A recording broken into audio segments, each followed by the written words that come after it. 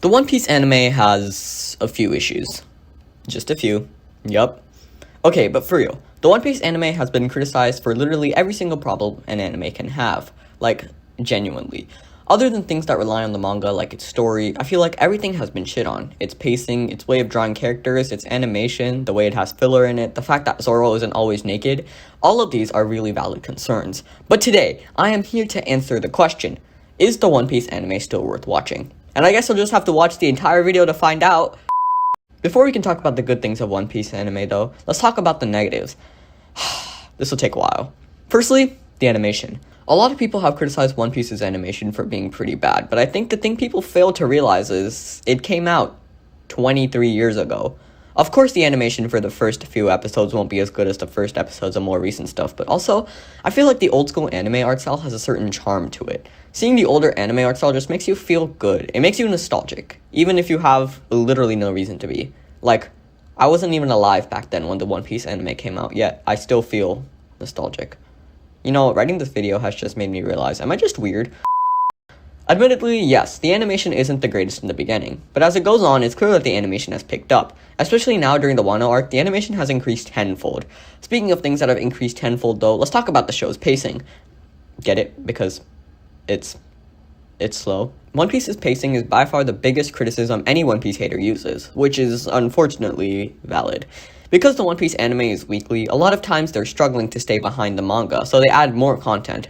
Like, a lot more content. The biggest example of this being, of course, Dressrosa. In the manga, we saw Rebecca's backstory once.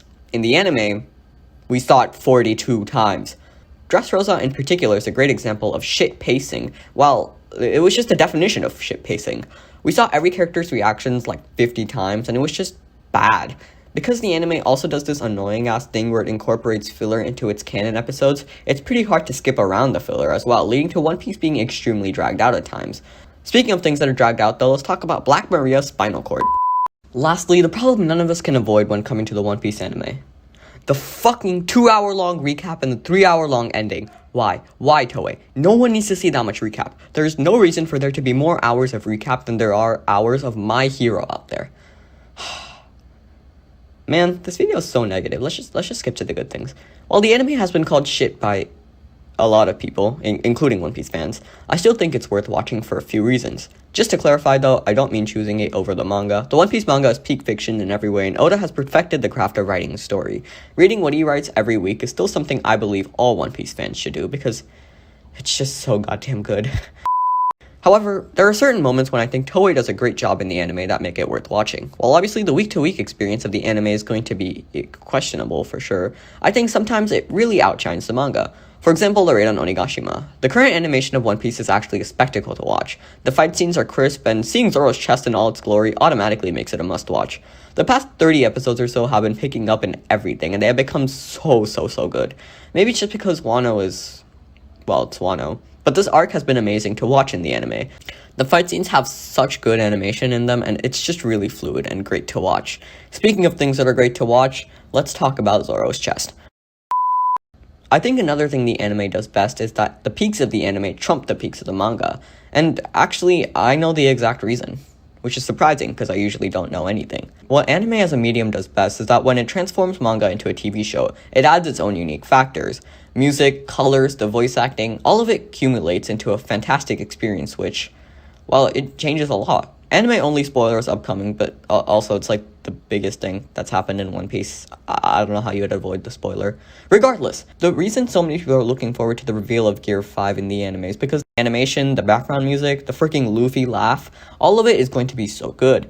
Because anime has the added effects of voice acting and music, some scenes have so much more of an impact than they do in the manga.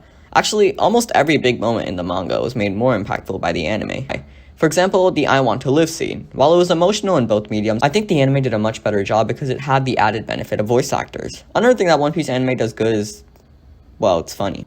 Because my parents and teachers call me a clown, I think I'm experienced enough at being funny to know that a lot of comedy is timing. See what I did there? I like paused to add timing, so that just tell me how cool I am in the comments for that, thank you. I think it's widely accepted that the medium of anime can express comedy much better than a manga can because of its ability to, well, you know, speak. It can deliver lines a lot better than flipping a page does, which I think the One Piece anime heavily benefits from, because it's funny as shit.